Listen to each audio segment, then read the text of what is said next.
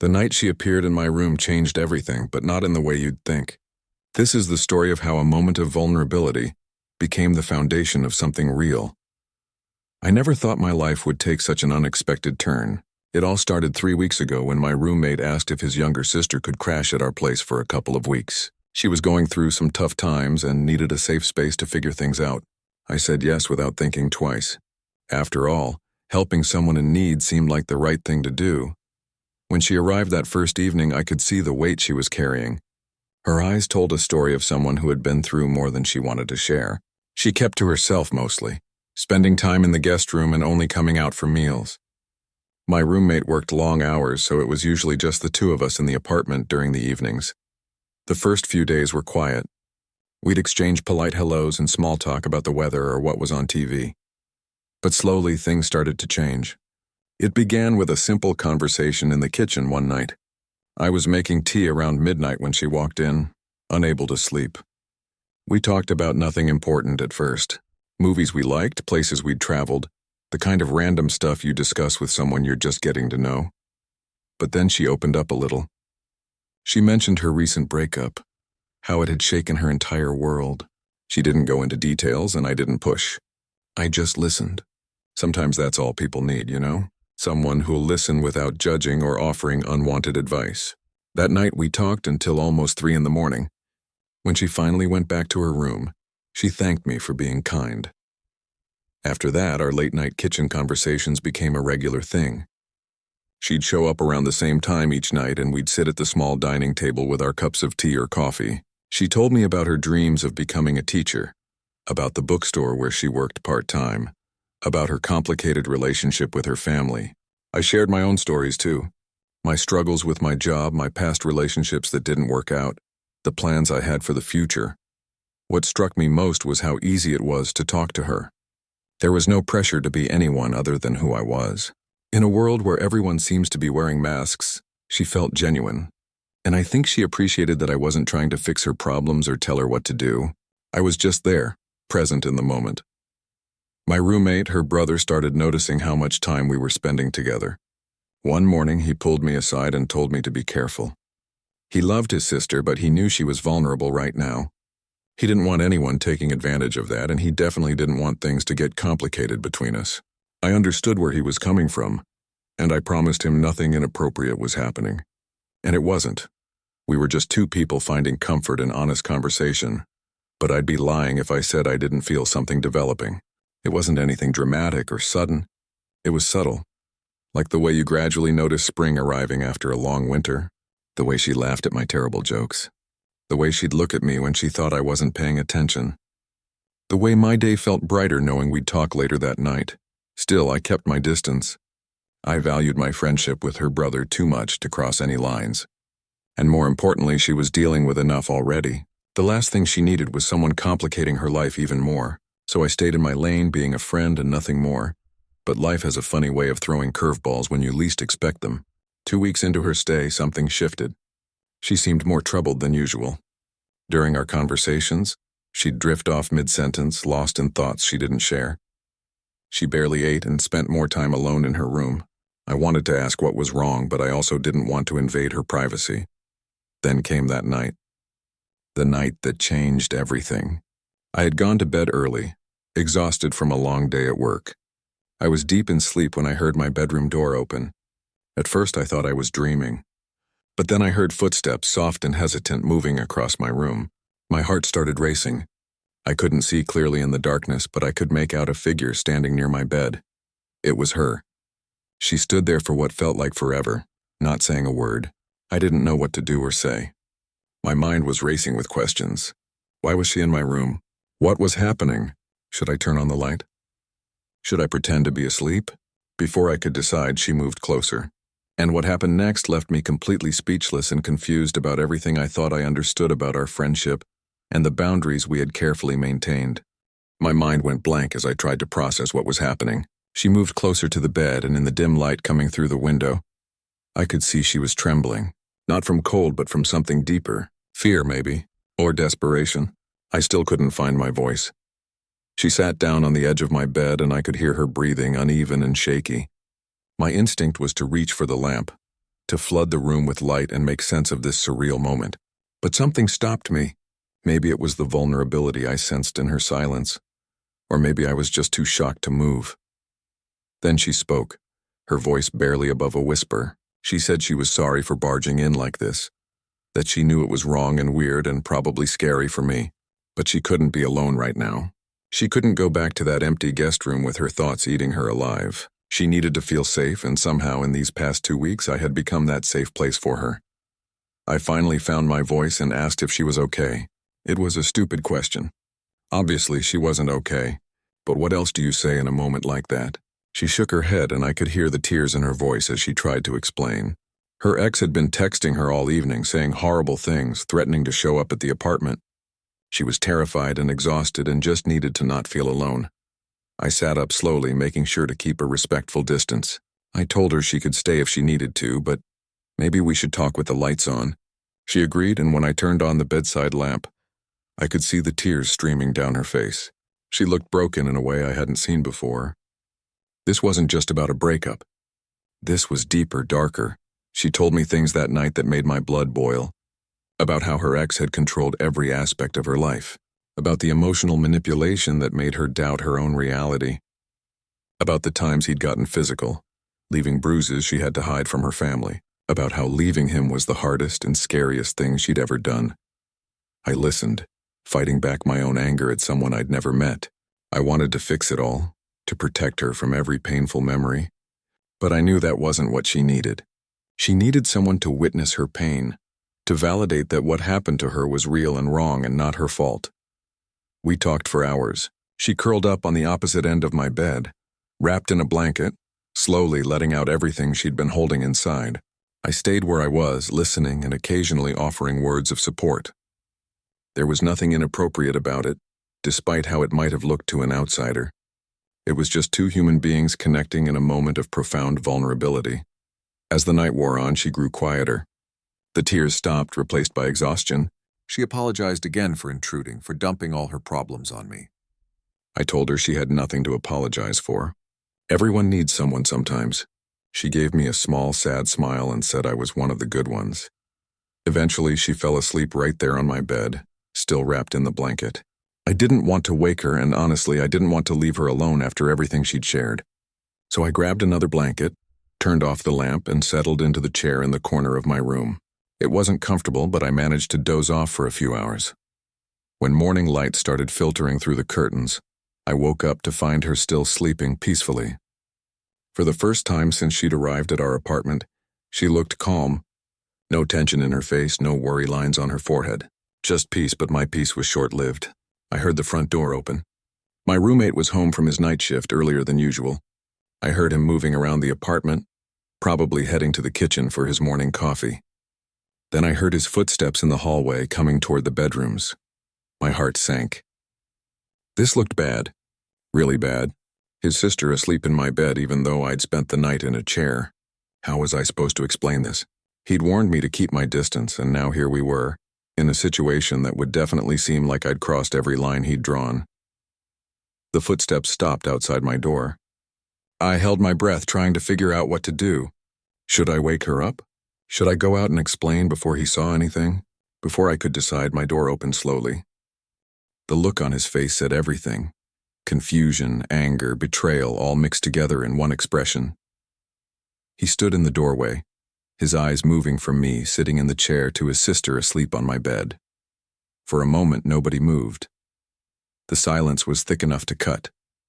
I stood up quickly, quietly, trying not to wake her. I motioned for him to step into the hallway, and thankfully he did. I closed the door softly behind me, my mind racing to find the right words.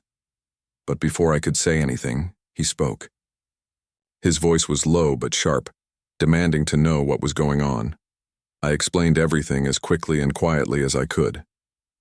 How she came to my room last night, scared and upset. How her ex had been harassing her. How we talked all night, and she eventually fell asleep. How I stayed in the chair the entire time. I could see him processing, trying to decide whether to believe me or not. He looked exhausted himself, which made sense after working all night. He rubbed his face with both hands and let out a long breath. Then he said something that surprised me. He said he'd been worried about her, that he knew her ex was bad news, but she'd never told him how bad it really was. He thanked me for being there for her, but also said this couldn't happen again. It was too complicated, too risky for everyone involved. I agreed. I understood his concerns. The situation was messy, and boundaries needed to exist for good reasons. But even as I said the words, I wondered if things could ever really go back to normal. Something had shifted last night. A connection had deepened in a way that couldn't be undone. We heard movement from my room. She was waking up. Her brother looked at me one more time, a mixture of warning and resignation in his eyes, then headed to the kitchen. I stood in the hallway for a moment, trying to collect myself before going back in. When I opened the door, she was sitting up, looking disoriented. Then she saw me, and reality seemed to crash back. Her face went red with embarrassment. She started, apologizing immediately, saying she couldn't believe she'd fallen asleep in my room, that it was so inappropriate and she'd completely overstepped. I sat down in the chair again and told her it was okay. She'd been through something difficult and she needed support. That's what friends do. But I also gently mentioned that her brother was home and had seen her in here. She looked mortified, covering her face with her hands. I explained that I'd talked to him, that I'd told him the truth about what happened. She asked if he was angry, and I said he was more concerned than angry. She nodded slowly, then said she should probably go talk to him. Before she left my room, she turned back and looked at me with those same tired eyes from the night before. She said thank you, not just for last night, but for everything. For listening without judging, for making her feel like a person again instead of just a victim. After she left, I sat in my room feeling drained. The whole situation was emotionally exhausting. I cared about her, genuinely cared about her well-being, but I also valued my friendship with her brother and didn't want to damage that. And somewhere in the middle of all these considerations was the confusing reality that my feelings for her had grown into something more than simple friendship. I could hear them talking in the kitchen, their voices muffled through the walls. I couldn't make out the words, but the tone seemed calm. That was good. At least they were communicating. I stayed in my room, giving them space to have whatever conversation they needed to have. About an hour later, there was a soft knock on my door. It was her. She looked calmer now, more composed. She said her brother understood the situation better after she explained everything. She'd told him about her ex, about the harassment, about how scared she'd been. He was upset that she hadn't come to him first, but he also understood why she'd sought comfort where she felt safest. Then she said something that made my heart skip. She said she'd be moving out sooner than planned. She'd found a friend who had an extra room and could take her in. She thought it would be better for everyone if she created some distance. Part of me felt relieved, like this would simplify things. But another part felt a strange sense of loss. I asked when she'd be leaving. She said in 2 days. She had some things to sort out first, but she wanted to go before things got more complicated. I nodded, understanding what she meant. The unspoken feelings hanging between us were becoming harder to ignore. Those last 2 days were strange. We were polite, but distant, like we'd built a wall overnight to protect ourselves from whatever was growing between us. Her brother seemed relieved by the decision, and the apartment felt less tense. But I missed our late-night conversations. I missed the easy connection we'd found. On her last evening, after she'd packed her things and her friend had come to pick her up, she asked if she could talk to me alone for a minute. We stepped outside into the hallway while her brother and friend loaded her stuff into the car. She told me she'd never forget these past few weeks, that I'd helped her more than I knew, that our conversations had reminded her she deserved to be treated with kindness and respect. Then she did something unexpected. She took my hand and held it for just a moment, giving it a gentle squeeze. No words, just that simple gesture, and then she left. I watched the car pull away, feeling a complicated mix of emotions I couldn't quite name. Relief, sadness, regret, hope, all tangled together. My roommate came up beside me and put a hand on my shoulder. He said he knew that wasn't easy, but it was the right thing. I agreed, even though part of me wasn't sure. Life went back to normal after that. or at least it tried to. But some nights when I couldn't sleep, I'd think about those conversations in the kitchen, about the vulnerability we'd shared, about the connection that formed in those quiet moments. And I'd wonder if our paths would cross again someday, under different circumstances when the timing was better and the complications fewer, because sometimes the right person shows up at the wrong time. And all you can do is appreciate the brief moment you had, learn from it, and hope that life gives you another chance when you're both ready. 3 months passed, 3 months of going back to my regular routine, pretending everything was normal. But it wasn't, not really. I thought about her more often than I wanted to admit. Not in an obsessive way, just those random moments when something would remind me of our conversations. A song on the radio, a book in a store window, the smell of chamomile tea. My roommate and I never really talked about what happened. It was like we had this unspoken agreement to just move past it. Things between us were fine, maybe even better than before. We hung out, watched movies, went to the gym together. But there was always this tiny elephant in the room that neither of us wanted to acknowledge. Work kept me busy, which helped. I threw myself into projects, stayed late at the office, picked up extra assignments, anything to keep my mind occupied. My coworkers probably thought I was gunning for a promotion or something. Truth was, I just needed the distraction. Then, one Saturday afternoon, completely out of the blue, my phone buzzed with a text from an unknown number. My heart did this weird jump before I even opened it. Somehow I knew it was her, and I was right. The message was simple. She said she hoped I was doing well, that she'd been thinking about our conversations and wanted to thank me again for everything. She said she was in a much better place now, mentally and emotionally. She'd started therapy, cut off all contact with her ex, and was finally feeling like herself again. Then she asked if maybe we could meet up for coffee sometime, if I was comfortable with that. I stared at that message for probably 10 minutes. My thumb hovered over the keyboard, typing and deleting responses over and over. Part of me wanted to say yes immediately. Another part wondered if this was a good idea. Would my roommate be okay with it? Would meeting her just complicate things again? But then I thought about what she'd said. She was better now. She'd done the work on herself. Maybe enough time had passed. Maybe this could be different. So I texted back and said yes, I'd like that. We made plans to meet at a small cafe downtown the following weekend. As the day approached, I felt nervous in a way I hadn't felt in years. Like a teenager before a first date, even though this technically wasn't a date. At least I didn't think it was. We hadn't really defined what this meeting was supposed to be. I got there early, which I always do when I'm anxious. I ordered a coffee and sat at a corner table watching the door. When she walked in, I barely recognized her. Not because she looked different physically, but because of the energy she carried.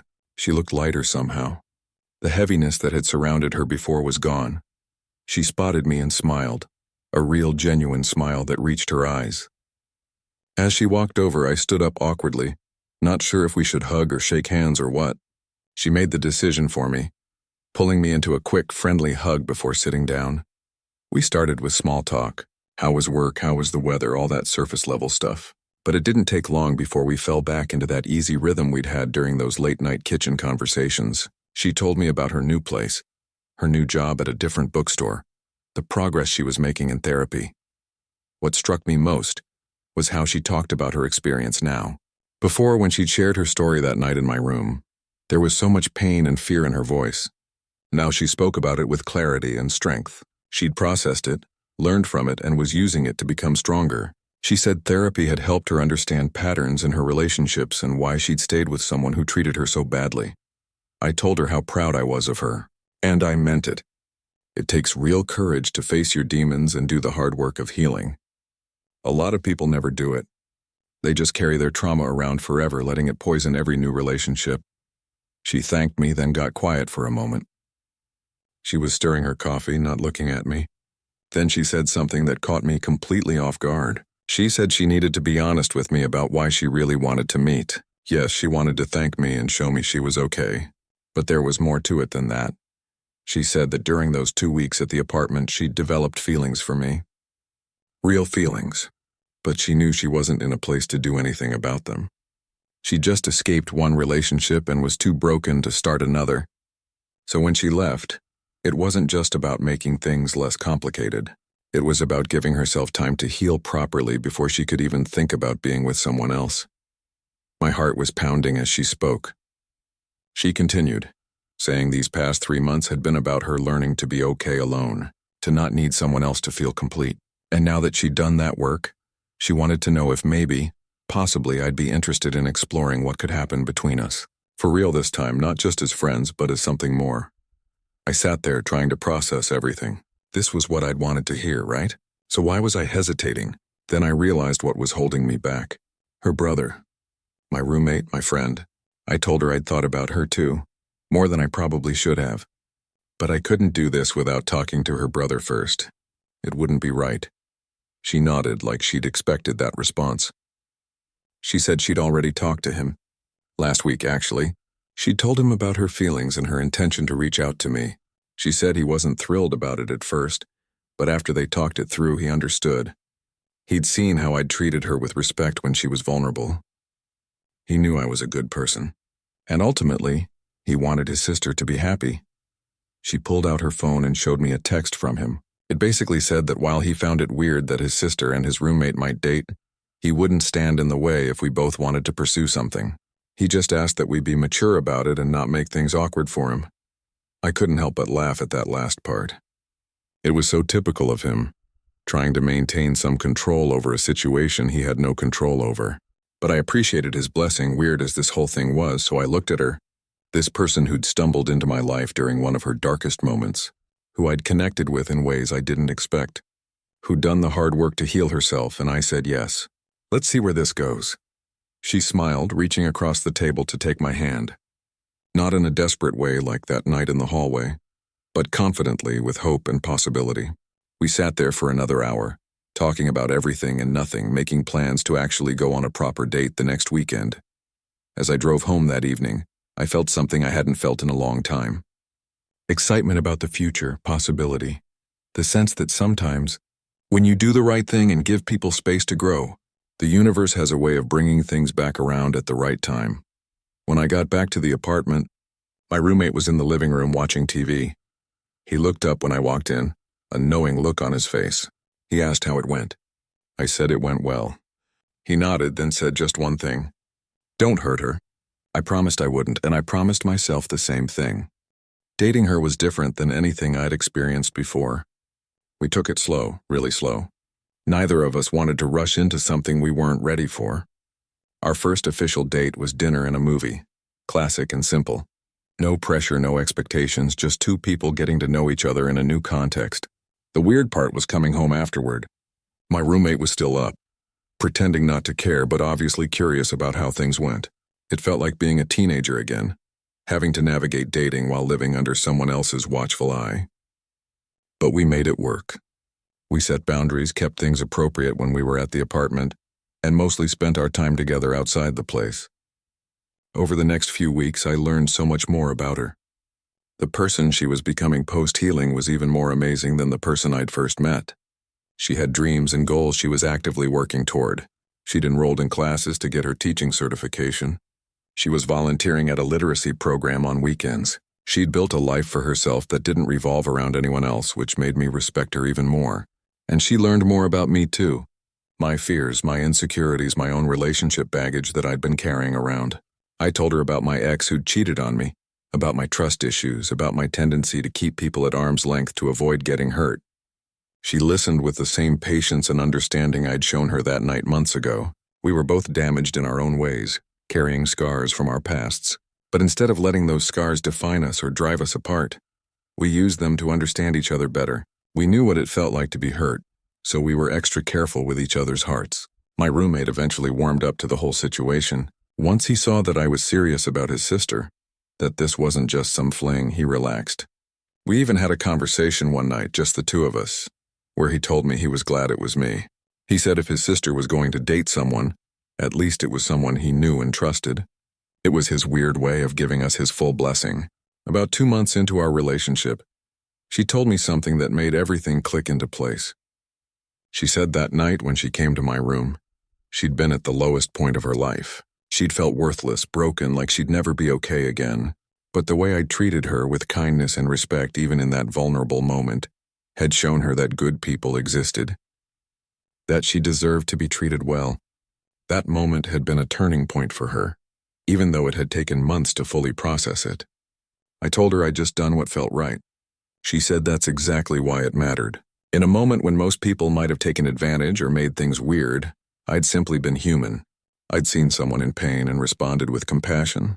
That simple act had given her hope when she needed it most. Hearing that made me realize something important.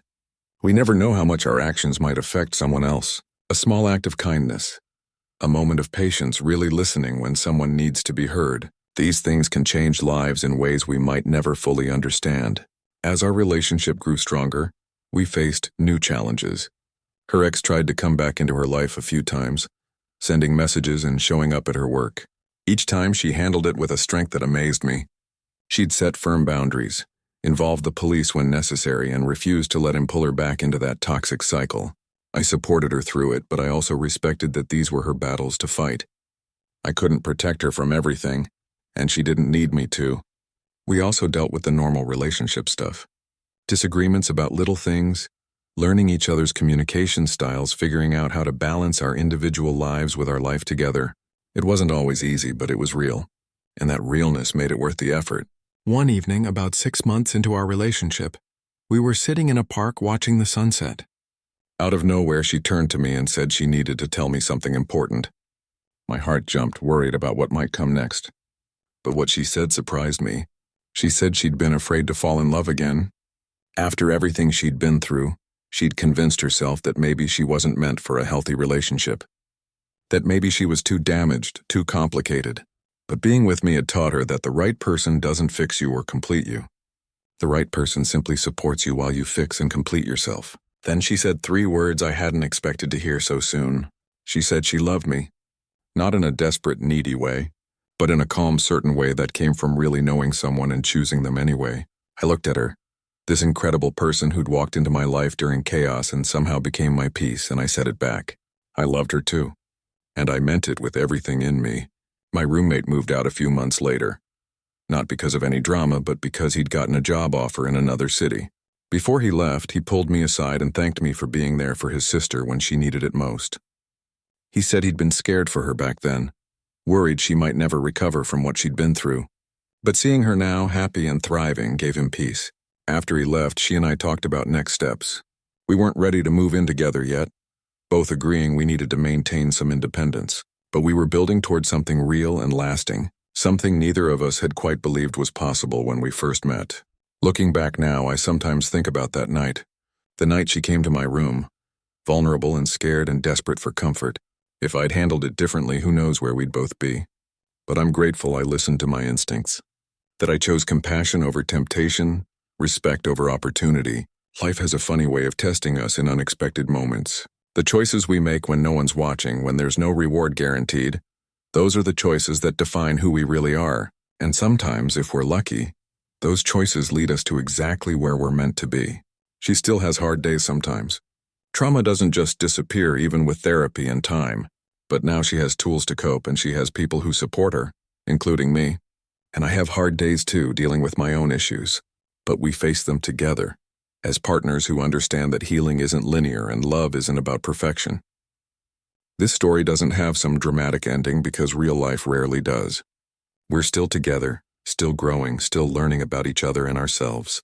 We're building a life based on trust, respect, and genuine connection, the kind of connection that started in the most unexpected way, but grew into something neither of us could have planned. Sometimes people ask me how we met, and I never quite know what to say. The real story is complicated and personal, and not something you share at dinner parties. So I usually just say we met through her brother, which is technically true. But between us, we know the real story, and that's what matters. That night taught me something valuable. People will come into your life when they need you most. How you treat them in those moments says everything about who you are. Choose kindness. Choose compassion. Choose to see people as human beings worthy of respect, even when they're at their lowest. Because you never know. That moment of simple human decency might be exactly what someone needs to start healing. And sometimes, if you're really lucky, it might lead to something beautiful.